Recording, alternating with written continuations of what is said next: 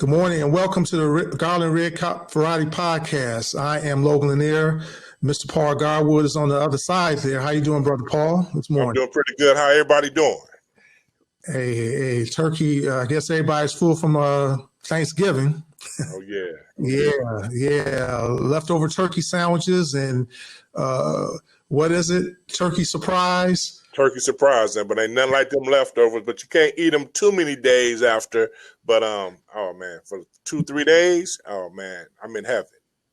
Man, wait a minute. Turkey surprise. You know what that is, right? Yeah, it's something you whip up. No, I'm surprised you with whatever this turkey we're gonna make. Right, something you whip up. That's turkey surprise. Yes, sir. Yes, sir. But our show is brought to you by 22 Design Studios, and it's produced by Mr. Dave Walker, and just giving him a shout out. And but our show, there's always something good in the Red Cup. Yes, sir. Tell me what's good in the Red Cup, Brother Logan. In the good in the Red Cup, sir, something near and dear to our hearts. Okay. Basketball's best. Oh. We're going to talk about basketball's best today. Yeah, man. I still got it. You know, I can't shoot it. If I shoot a jump in here, I might knock some stuff over. I bet if you was outside, you'd still make it, though. Yes, sir. Yes, sir. Yes, sir. And this ball that I have is from my 3rd district championship. This is 2011. Okay. District 40. And if memory serves me right,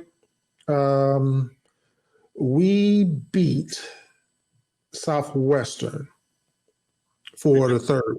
Beat the Prospectors? Okay. I think it was the 3rd one. Yeah. Legendary coach here.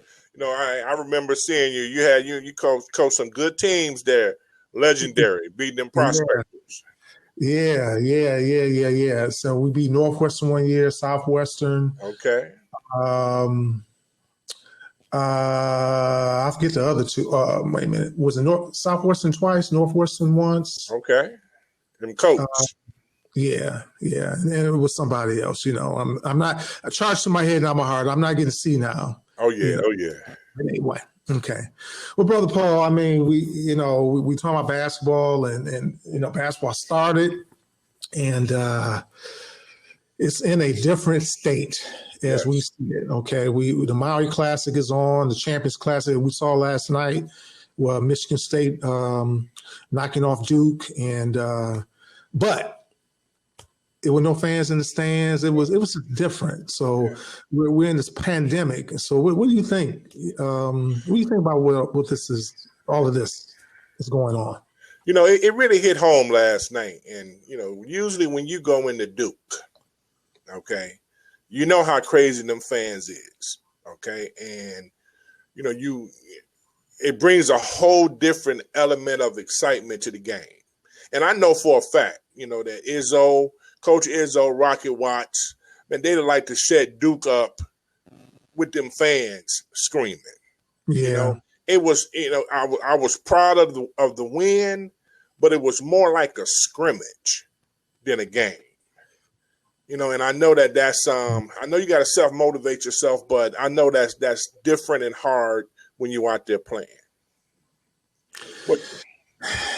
Yeah, you know, in attempts to play, and I'm looking at the coaches.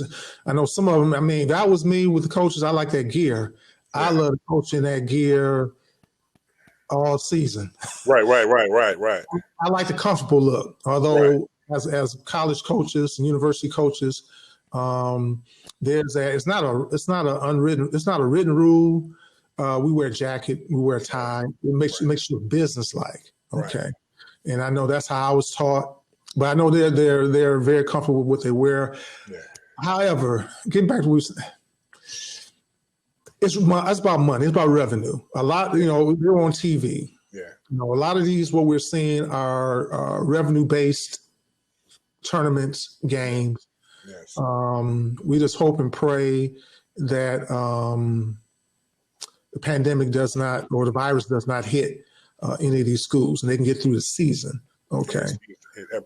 Protect them protect them as much as possible. There's a risk, and they know a lot of programs is being delayed, because of COVID. It's just a different era of basketball, and I think it's going to really come to the forefront once the NBA starts. Okay, because it's one thing when you shut down a college program or cancel some games or delay, but if the stars of the NBA start going down, all right, and then that's going to really, really bring it to the forefront. Yeah, and thinking about us in our day, not that we're so old, but if something catastrophic had happened to us when we played, how would we have felt? Okay, would we want to still played, or would we want to shut it down? Well, when you're young, all right, you think you're invincible. I'm pretty sure we'd have played. This is why I don't really fault so much the players, because when you're young, we'd have played.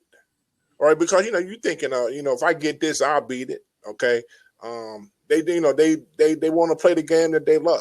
All right, but it takes older, mature individuals to come in with some rules, some regulations, some concepts to make them safe. Because if you just left it up to the players, they'll play every day.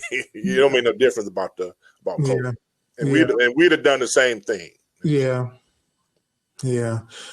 Hey, it snowed, right? In our day, we had most of our courts were outside. Right. Now, we had access to gyms, but we played outside a lot. We played outside a lot. We got that shovel that court off and be out there, man. And right. It'd be a snowstorm. We'd be out there hooping. Kids today don't realize that a cold basketball don't bounce as good. Right? They don't know nothing about that. No. Well, we're gonna talk about that something a little bit later about playing outside. Right. But, the fact, man, that they're able to play is wonderful. And again, we just pray and hope that the virus does not hit anybody on the collegiate level. Yes. All level, high school, AAU, any level that basketball is being played. I have them in my prayers on a daily and nightly basis that they cannot be stricken or anyone in their family. Yes. All right. Because you have that aspect of being asymptomatic and going back home. That is correct. That nothing happens that's of a devastating nature. Yeah. In the process of playing this game that they love. Yes. Absolutely. Got to follow the protocols, though. Okay. Got to follow them. Yeah. Mask up if you're not in the game. I know they're required to. I think they got something like 5 minutes when they leave the floor or something. Mm-hmm. Something of that nature. They got some sort of timing. Yes. When they come off the floor, they got to put that mask on. They had something. They had something last night that was new technology in the Duke game. With the patch. Yeah. Yeah, it was the patch that was stating how long they was around somebody, because with the virus, a lot of times just the amount of time that you're exposed to it. Okay. Right. And it's the amount of virus that you take in. So that patch would show who was around them and how long you were around them. When it comes to contact tracing, all right, and that was new technology that they just tried out last night. But that wasn't if they were on the floor, was it? Is that no? Even if they was on the floor, it's almost like really? Even whoever was around them, all right, they could go back with that data. Oh, okay, gotcha. Right, and feed it in and see how long everybody was around that one individual. Wow, and that's great. Now, that's Division I. And Division One, I know absolutely. that technology is cost pretty penny. You know, hopefully it can filter down to Division 2, 3, NAIA. Yeah. You know, all the other affiliates. You know, Right. cost some money though. Yeah. Basketball is not going to be the same when they come back. You know, it's going to be some measures. It's going to be some technology that's going to be done to ensure the safety of these players going forward, even after the vaccine or some type of treatment. I think that the way basketball was played before, it'll never go back. That's just my personal opinion. It'll never totally go back to the way it was before COVID. Yeah. You know, it's gonna be some measures. They're gonna come with something to where you can have a mask and still breathe good, or it's gonna be something. Yeah. To where you can protect these players. Yeah. And players, coaches, and fans alike. Yeah.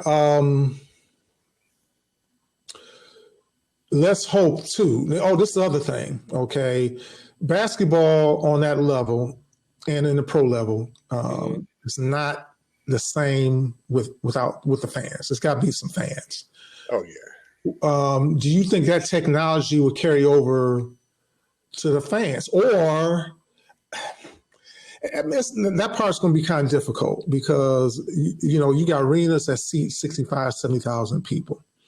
So how can you? I mean, social distance.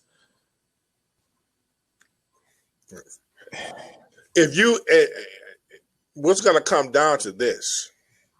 If you can't get them fans back in, okay, eventually everybody that's playing gonna suffer. Contracts gonna come down because you can't just pay everybody based on your TV revenue. You know, those fans coming in spending the money on 41 games, okay, 41 home games, right? That that money is needed.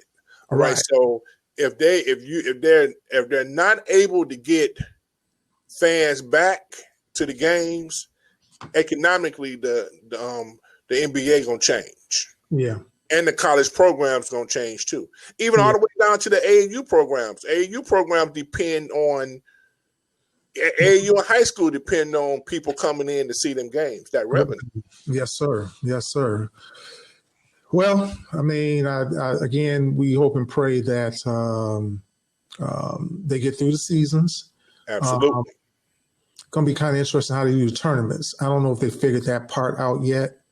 They had said that they was thinking about a bubble, for the NCAA tournament, but then out of Indiana, but then that was pushed to the side. But they're trying to figure out some bubble type situation. But let's hope that by at least March, April, May, or delayed a couple of months, that there would be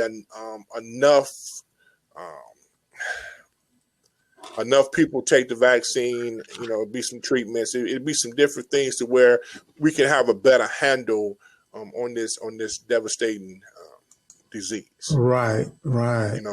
Hopefully. Yeah. But I don't think by March, I don't think you're still gonna want to have 100,000 people, 65,000 people coming in, together watching the game. Right. Yeah. We got our guest coming on in a second. I see, Brother Stillwell, Brother Brown. Hey, what's up, bro? What's going on? Okay, Good. You can hear it pretty good, right? I can hear you perfect, man. Good to see you, man. How's everybody doing? Good. Doing good. That's good.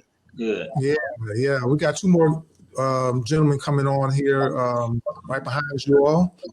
But glad to see you both. And for those that are viewing, these two gentlemen right here are former PSL greats. Legendary. Yeah. Robert Stillwell, Murray Wright High School, class of 80. Yes, sir. Yeah. And we got Robert Brown. Northwestern High School, class of 79. Yes, sir. Yes, sir. Yes, sir. Big Bob. Big Bob. Yeah, man. It's glad to see you. Glad to see you all, and happy holidays to you. You know, y'all didn't eat too much turkey, right? Oh no. I need to be done, man. I've been on this health kick, so I didn't even have no pies, no cakes, no nothing this year, man. Right. I see. I see Big Bob slimming down over there. I know I'm slimming down some. I see Big Bob slimming down over there. Well, you know, we got a little challenge going on, so I got to get ready. Oh yeah. We gotta do this, man. You know, I told him, man.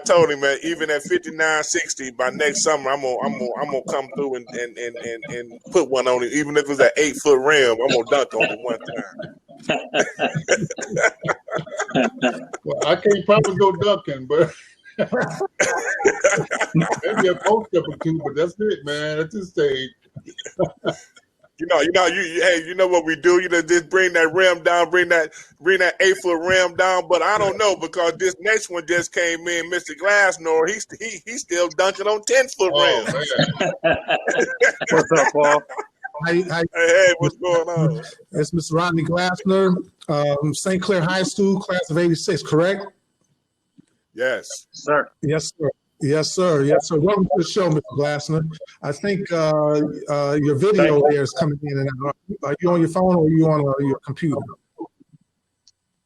I'm on the phone. Are you? Okay. Yeah. I think because you're on your phone, it doesn't come in as clear. Okay. But you we can still hear you. We can still hear you. Yeah. Yes, sir. Very Yes, good. sir. So real quick, Mr. Glassner, when you in Yes, sir. St. Clair, who did you play? Did you play any PSL teams? Just Highland Park. We just played Highland Park, and we played Flint Beecher. Oh, did you? Okay. Yeah, we played Flint Beecher with Roy Marble. That was my junior year. Okay. Yeah. Highland Park. I'm trying to think. Who was that in 80s? Who was that? What was that? 86 was who? That wasn't Blackwell and them. That was Blackwell. Was that Blackwell? Yeah. Okay. Yeah, Glenn Blackwell was playing for them. Okay. All right. Did you dunk on his head?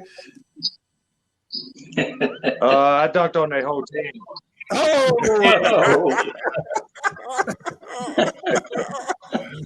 I'm telling you, hey, I'm telling you, he's out. All the listeners out here, this is true story. He inspired me to start getting back in shape. You know, our sons play AAU basketball together, and he sent me a video. He's still dunking right now. Wow. 10-foot rim.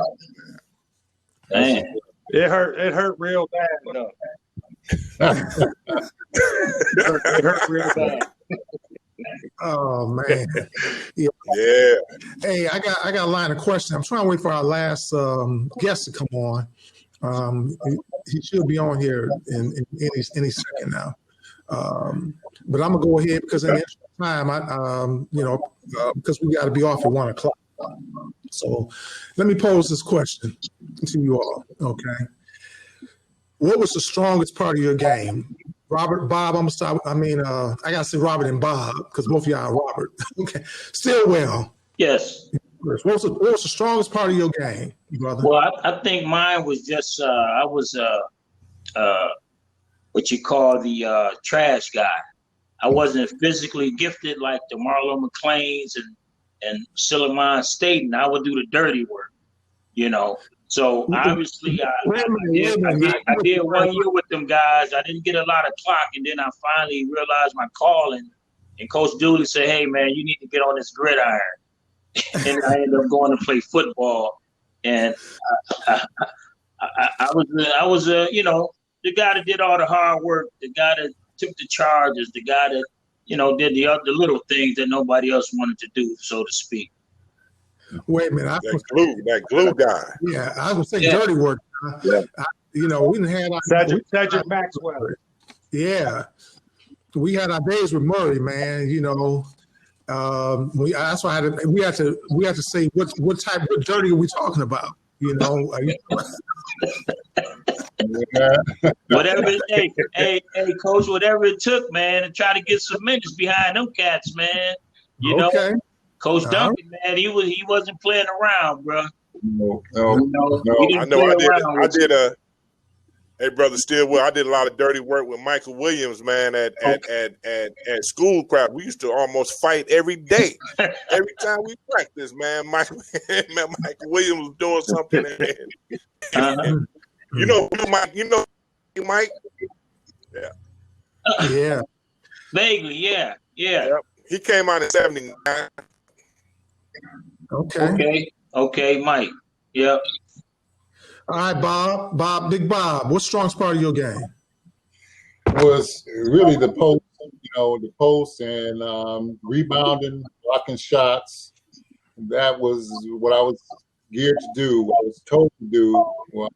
Was really programmed to do back then.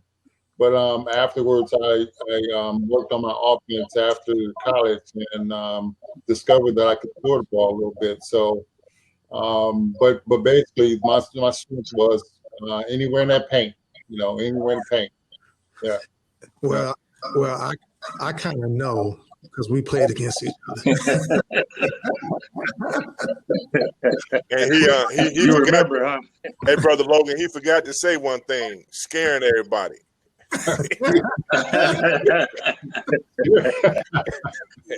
Everybody was scared of Big Bob, man. No, man, no. Down in that paint. Yeah. What about you, Rodney? What was the strongest part of your game? I was a combo guard, so probably scoring, putting the ball in the bucket, getting my teammates involved. I was pretty athletic, so I would say my strongest suit was putting the ball in the bucket. Okay. Well, how? Jumper or going to the rack? No, I could shoot it too. I could shoot, and I had a mid-range game, and I could go to the basket. Okay. So, yeah, I had all three levels of scoring. Okay. All right. Here we go. Who was your toughest opponent when you competed against? Team and individual. Toughest opponent. Stillwell. Well, My toughest opponent was Roy Martin. Oh, I'm talking about Stillwell first. I'm trying to think, man, because I'll be honest, my minutes wasn't up there, but I know we would always go at it with Northwestern High School. Northwestern was a big date on the calendar. There would always be something going down. It's going to be a fight after school. It's going to they'll line around your bus. You know what I mean? Shake the bus. So I can just remember those battles with Northwestern. Man. Those were epic, Oh, man. Especially when we had to go to their home. It's tough getting out there. We had a. You don't want to be left alone in the locker room by yourself. Man, well, hey, he just said it. It was our greatest opponent. Our biggest day was against Murray Wright, and like he said, I'm serious. We had some knockdowns, dragouts, and those boys were no joke, man. And then too, because we were so close to one another, you know what I mean? It was such a rivalry. Right. To really, they were like literally a couple miles away. And so, family members, went to the school. And so it was a lot of trash talking, and so, but man, yeah, I concur to what he's saying that, man, oh man. Yeah. Never forget my junior year, we had like a fight at halftime, man, that it was crazy. It was crazy. And but yeah, that was my greatest team opponent. But I would like to say maybe Phil Blevins, when I got a little, in my senior year, was more of a challenge for me. Phil was a strong brother down low, man. What school was that again? Huh? What school was that again? What school that was the greatest talent? That you're referring to with Phil Blevins. What school? Well, Central. Oh, okay. I was making Yeah. No, they were second now because Henry was no play. He was no joke over there either, man. And so those two schools were really a challenge all the time. You better come with your A game, and either or. And if you were good enough, you made a name for yourself. Oh yeah. I had a history with Phil Blevins at Schoolcraft College. When he came off that 1980 Central team with Miles and Red Miller, he came out to Schoolcraft, man, and just like you said, Phil was strong. Before he went on the East, and he was. I thought Mike Thomas was strong. I think Phil Blevins was the strongest. He was the strongest one on that team. Yeah. Oh yeah. And you know what? 1 second. And the thing about Brother Stillwell, Brother Brown, when I remember them games when y'all played, not only was it y'all close together, man, but both them teams was good. Oh man. Man, you know what I'm talking about? I mean, they those were PSL championship caliber teams, man, and that just heightened the whole rivalry right there. Yeah. We won it one year, and they came and won the whole thing the next year. So it showed caliber throughout the PSL that we were challenging every day, And then I think Central won it the next year. Central won the 80, yeah. We had a strong division, man. Our division wasn't a joke, You have to really play, That's right. Yeah. And Rodney, you said your toughest opponent was Roy Marble, right? Yeah, Roy Marble by far. I mean, he had 30 points and 3 dunks in 3 quarters. So.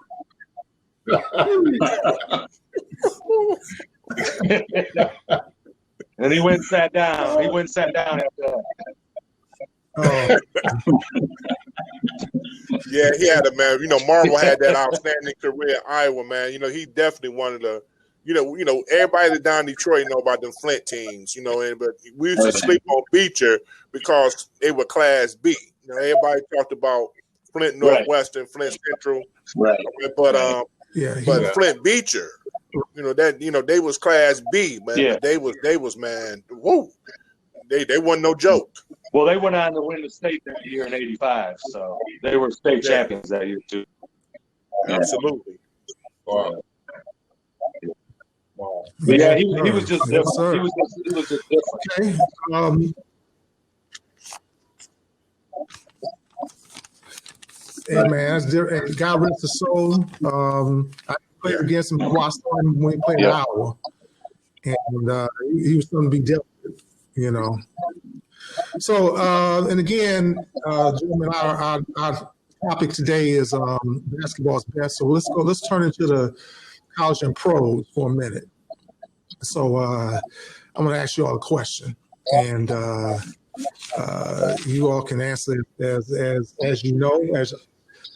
If you had to start a college team with one of these 2-point guards, and let me say this: it's so many great college basketball players over the decades. We're talking about the 70s, 80s, 90s, 2000s. There's so many to name, but I'm just going to name these two. And if you had to start a college team with one of these 2-point guards, which one? Ricky Green or Phil Ford? Man. Stillwell. I was just thinking about that when you was posing that question. Ricky Green came up in my head. He's an excellent player, quick, good floor general, good leadership. He's going to definitely, put the ball in the hoop, and I think he's someone that people will follow. He can, gather the troops, so to speak. I think Ricky Green would be a definitely good start. You can't go wrong. Now, you can't go wrong with either one. But I think I'm a Michigan guy, so I gotta go with Ricky Green, man. Okay. All right. I would say the same thing, one, man. Bob? Ricky Green, man, because again, I'm a Michigan dude too. I love him, man. But just the sheer will that he had, and that boy was a tough man. And he was no joke. When he lays him up, it's time to play. And I like his leadership. Yeah. As a former coach, he was the coach on the floor as well. So that's half the battle as a coach, to have a coach on the floor who understand the game, understand what you expect, and then go out and get the other guys fall into place. And so he did that, man. He represented that. Yeah. Right. What about you, Rodney? Ricky I Green like or Ricky Phil Green Ford? just because he controlled the pace like I've never seen. I mean, other than Isaiah Thomas, Yeah. Ricky Green controlled the pace like nobody else. Let me say something right quick Paul, about Ricky Green. He can get up the floor faster than anybody I ever seen. He get take the ball, get the outlet pass. It's like, man, less than 2-3 seconds, he was laying it up. But we always taught that the purest honor of a basketball player is when your constituents heap praise on you. People don't even know that. John Stockton, one of the greatest point guards ever to play. But when he came to the league, he was under the wing of Ricky Green. Ricky Green was the starting point guard for Utah. And he took Stockton under his wing and taught him for almost 3 years how to play that position. Stockton just didn't come in and take that position from Ricky Green. Ricky Green taught him the point guard position for almost 3 years, and then the rest is history. So that's how good Ricky Green was. Yes. Yeah, Yes, I sir. agree. I like Green personally. Back then, that was in the mid '70s or toward the end of the '70s. I had the afro. I was 24. Yeah. When I saw Ricky Green, I wanted to go to Michigan. And for everybody that don't like going to JUCOs, he went to Vincennes for 2 years. Then he came to Michigan for 2 years, and then went to the pros. Yes, right. He didn't go the traditional route. Yes, sir. So. Yeah, we played Vincennes. I was at my community college for 2 years, so I know all about Vincennes. Yeah, yeah. Legendary. Yeah. We played him at Island Park. We played Vincennes. Went down in Indiana. Yeah. All right, gentlemen, we turn to the pros. Here we go. 1-on-1 against point guards, old school, new school. Who will win? Clyde the Glide and Earl the Pearl? And I'm just putting two together, or Magic and Isaiah. Now, say them two again. Say Earl Pearl. Okay. Clyde the Glide, Walt Frazier, Earl the Pearl Monroe together versus Magic and Isaiah. Old school, new school. Wow. Who will win? Man. That's tough, man. They playing 2-on-2. Magic Isaiah gonna win that one. And and you know why Magic Isaiah gonna win it? Yeah. Magic 6'9". And Clyde and Pearl wouldn't be able to do nothing. Isaiah with them handles and Magic, posting them up. Yeah, I agree. That'll be the difference. The Magic But Paul, listen, they'd have to guard them too. Yeah. I mean, don't get me wrong. Me personally, I think the best backcourt ever was Clyde and Pearl. Okay, I can't think of a backcourt that's better than Clyde and Pearl. But if you want to put Magic and Isaiah together, no. Yeah, they can't stop them. Well, I could have picked two. It's a whole lot of, like I said, man. I just picked them two because those are the most well known amongst. There's a whole lot more well known. I mean, we say Gus and I saw that one the other day, and I was like, man, the Wizard. You got Dennis Johnson. Hey, man. Well, if they played against Clyde and Earl Pearl, Clyde and don't sleep on this one. Mo Cheeks and Andrew Toney. Oh yeah. Right, man. Yeah, Clyde and Earl get Mo them too. Cheeks and Andrew Clyde Toney, and man. They get them. Isaiah Dumars. You know, Clyde. Clyde, Man, I guess Clyde you Earl can go get them on and too. on, man. You I'm got sorry. so you could. plethora of backcourts, man, that Yeah. you really can't pick one. You But know, I got to go with Isaiah and Magic too. Isaiah and Matt. Okay. Yeah. Yeah. What about Yeah. Pippen and Who's you say, Big Jordan? Bob? Right. I'm just kind of throwing Memphis into it. I'm just saying. So No. now if you said I'm looking Magic at- and Byron Scott, I'm picking Pearl. I'm picking Pearl and Clyde. If you said Isaiah and Dumars, I'm could've picking done- Pearl and Clyde. yeah, Right. Yeah. I could have Right, picked I see, teammates, okay. but I Right. didn't. Okay. Yeah. But to your point, Bob, Pippen and Mike Jordan were a backcourt at times. right. They weren't, Yeah, you know, because you had DJ, you had Paxton and all them. So you know, It was more. they were backcourt though. They were Point backcourt. forward. Point forward. Right. Yeah. Yeah. Okay, here we go. Post 101 in the post. Wilt Chamberlain Oh man, come or on, Shaquille O'Neal. Come on. come on, man. Come on, man. Diesel gonna be mad with me. You know, I hope the Diesel see this. I'm going with Wilt to still. Are you? Yeah, me You know, too. Because Will I was would way say- quicker. He couldn't stay in front of him. Wilt is Okay. still Wilt is still. 1967. Now you're talking about at the peak. So At their peak. and if I look at Shaq being in shape, okay, Shaq in shape and serious. I don't know, man. That boy is too strong, man. He's so strong, man. But was I he mean, stronger than Wilt? Yeah, I mean, man. people don't realize how strong Wilt was. That's true, but I would go with Shaq. You In with Shaq? shape, and committed. You know, yes, Yeah. yes.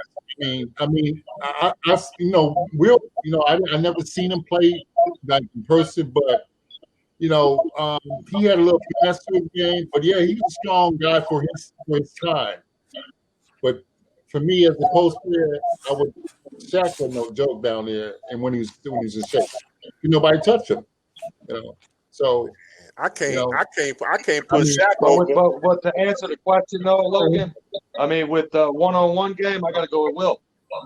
Yeah. Will jump higher, faster, quicker, way more athletic. Yeah, I go. So yeah, we you're got right. two Wilts, Yeah. Wilt. Yeah, you got Wilt over here too. 3 Wilts. Yeah.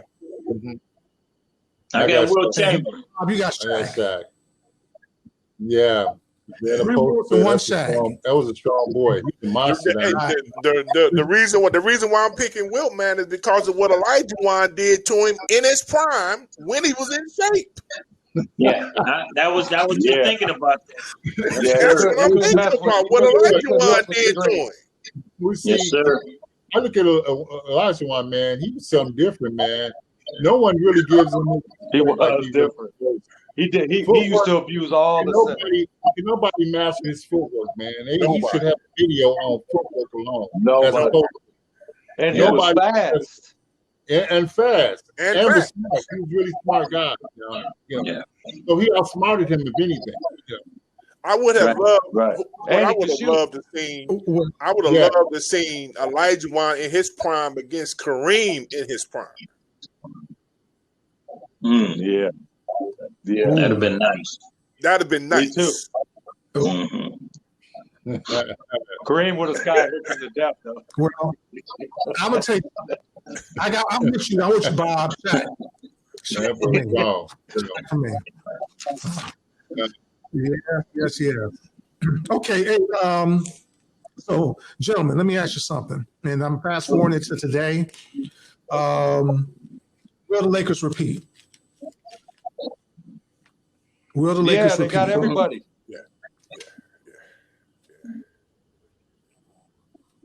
They got Silver, you they shaking got your the head. pieces, but I just think with this pandemic, it set some people back, you know. So, but they got the King LeBron over there, so you know he's the best player in the world right now. So you got to give him the one up right now. But The GOAT gonna win another one. He's got Okay. everybody. The GOAT gonna win another one. Yeah. So, Say so, we all yeah. say The Lakers gonna GOAT. repeat, right? Come on, man. I would say so, man. The You know, GOAT. they keep, No, I just threw that out there still with they keep healthy, and they keep healthy, keep focused. Yeah, That's the I GOAT, don't think- brother. That's the GOAT right there. yeah, barring Yeah. everyone's healthy, Yeah. and Right. if Yeah. everyone's healthy, barring no injuries, Right. yeah. I think So they're let me gonna win ask it because Go ahead. the league is mentally weak. You know, this team they had this year wasn't no super team. It wasn't like they was, you know, they was just dynamic, man. They were just mentally stronger than everybody else, man. You know, talking about and what happened, what they did over there in with the Clippers, man. What they, you know, how they melted down. The Lakers was just the most mentally strongest team in the league this year, not the most talented. It was a mental thing. And they wore, you know, they wore everybody. Well, you know, I want to say something too. You know, we live in a different time that we've never faced in our lives, Yeah. man. When it comes to this pandemic, and how, you know, we talk about the physical, you know, of what we have in the talent of what players have, but the mental situation, man, that these players have to face that we didn't have to face. Yeah. It's draining. You know what I mean? And it will affect your game. You know what I mean? It will affect your whole everything. You know what I mean? Your whole life. And so I'm telling you, man, it showed pretty much. You know that a lot of players wasn't into it like they were. You know, should have been. You know, you got cut out of people in the stands. Come on, man, that has to play a role in all this, man. It really does. Yeah. Hey, Big No Bob, doubt you about had it. people. Oh, go ahead, Brother Stillwell. No, go ahead. I didn't say that. No, I said, you know, you have people shooting 60%, man, but you know, when you ain't got no crowd there, when you ain't got no home court advantage, you know what I'm talking about? When people shooting the lights out. You know what I'm talking about, man? You know, they didn't have no crowd, no home court advantage, no nothing, man. You know what I'm talking about? You know, so, you know, could Dallas had did what they could? No, who beat the Clippers? Denver, Dallas. Denver. Could Denver had went into LA and beat the Clippers? You know, under a crowd, it was easier to come back playing before no crowd, playing in that one gym. Yeah. No distraction. No distraction. Exactly. And you guys are ball players. Like, for instance, when we go sprint and so on, it's a different type of atmosphere. You know what I mean? It's different. As opposed to when you have a full crowd. You bring something out of you when that happens. You know what I mean? Right. As opposed to a scrimmage, you go through the motions, but I'm a ball. But you know, when the crowd is around, you bring everything you have pretty much out. Yeah. Exactly. Adrenaline. We got a couple minutes, gentlemen, but I want to close this out with this. Okay, this is something that we call the choice is yours.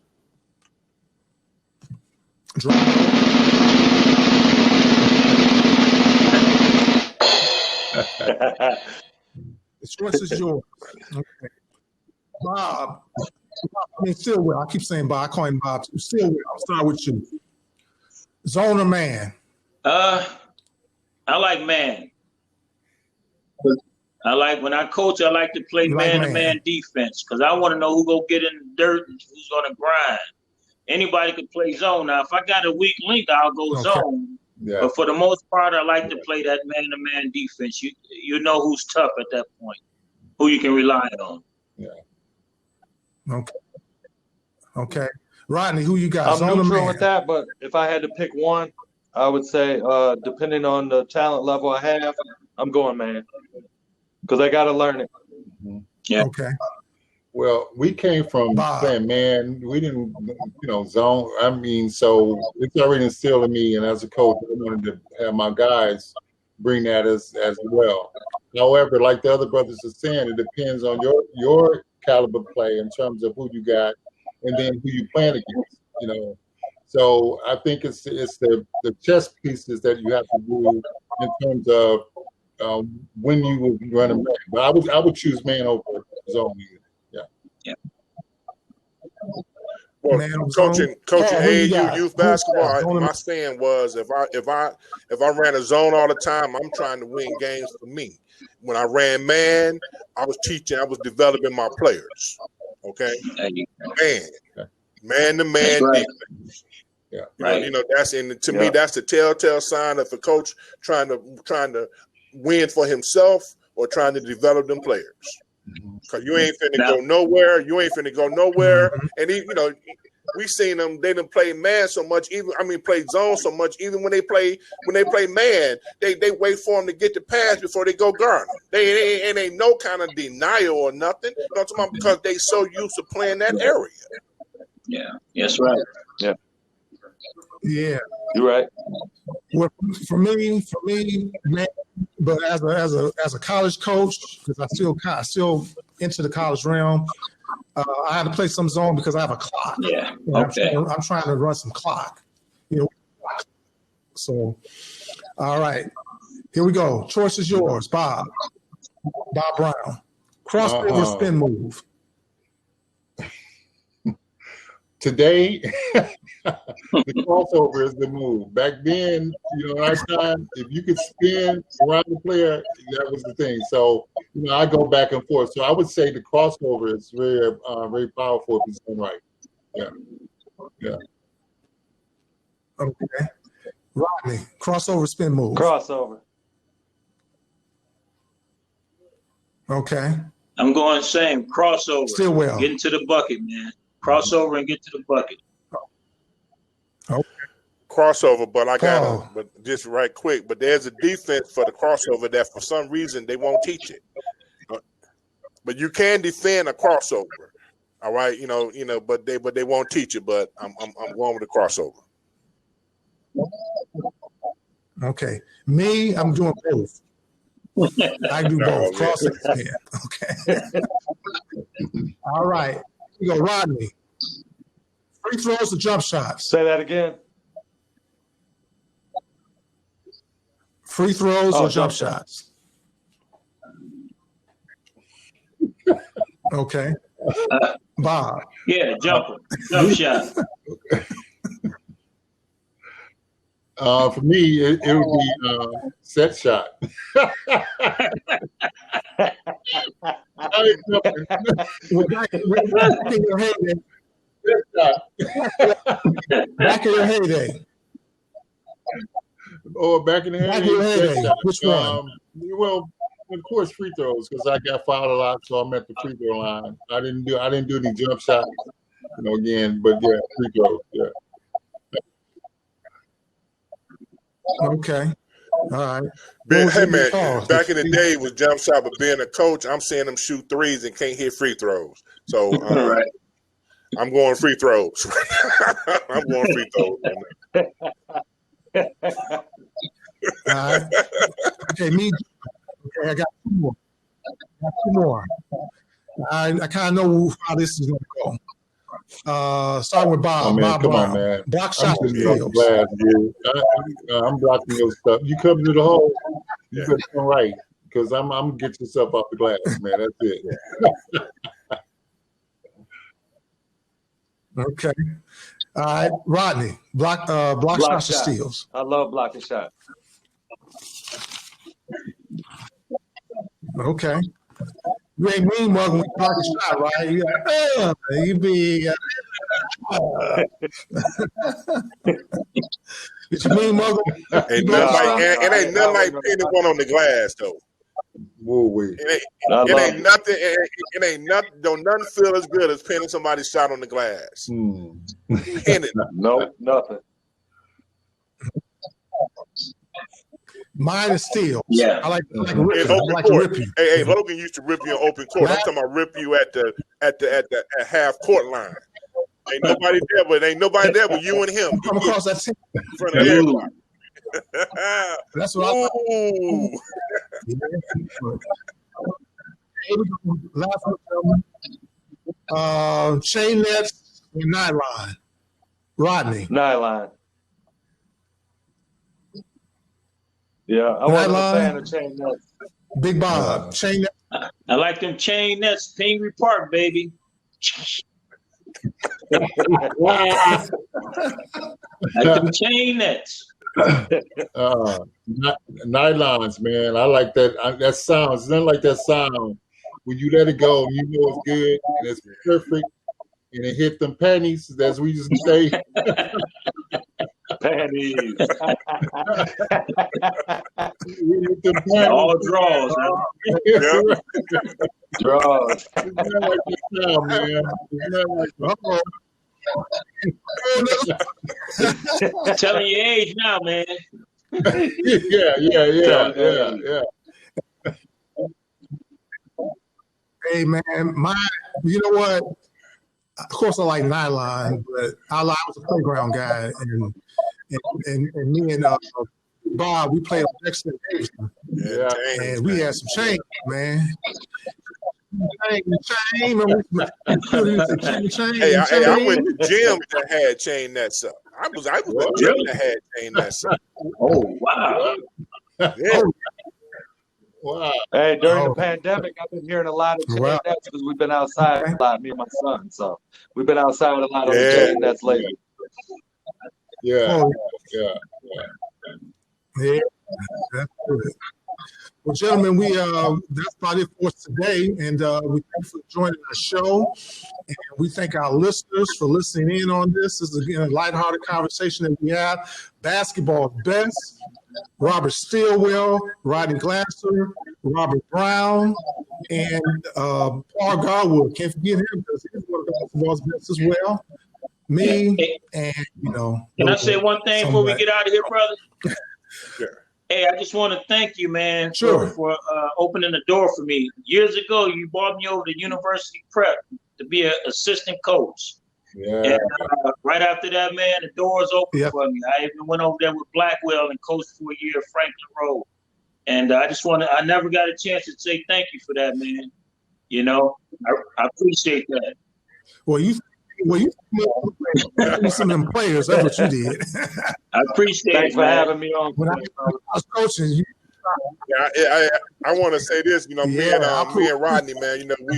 We coach against each other many a Sundays, man, and it always seemed like our games would be well coached, man. We had decent talent. We got sons that's playing, but it always seemed like that when we was playing, all of a sudden we looked around and everybody didn't come to our court to watch us, man.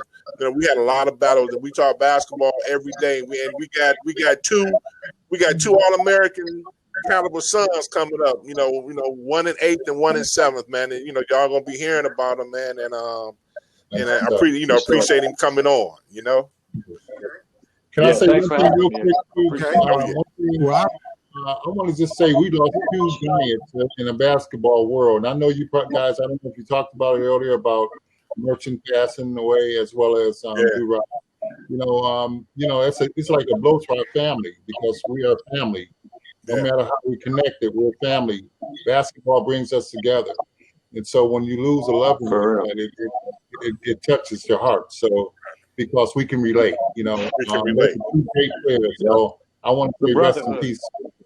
Rest in peace, Merch, man. Merch, Duran.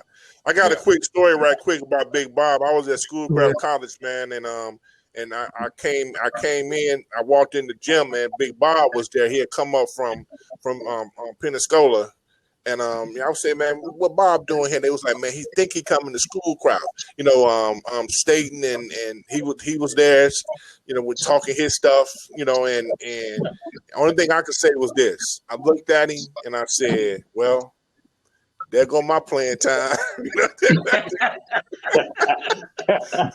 ended up didn't coming. He ended up didn't coming, man. He didn't come, but Phil Blevins came, man. But me and Phil, we were working that post together. But as soon as I seen Bob, man, I just looked. I said, well, there goes my playing time.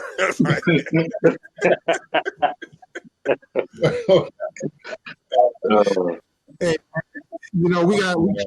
we got some great stories, man. We got some great stories. And again, I appreciate you all for coming on the show and for coming on the show today. We got we're going to send you a Garland All right. Roddy podcast t-shirt. Thank you.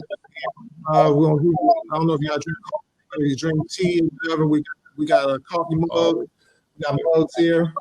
I'll send you, and we'll get you information in a minute. But that's all we have for today. And we thank all our listeners, our viewers. Listen to the Godland Red Cup podcast. You today by 22 Design Studio. So Dave Walker's our executive producer. There's always something good in the Red Cup. Thank you. Who's that? Hold it. To jump finger roll. Peace. All right. All right. Peace. Everybody take care. Everybody. All right.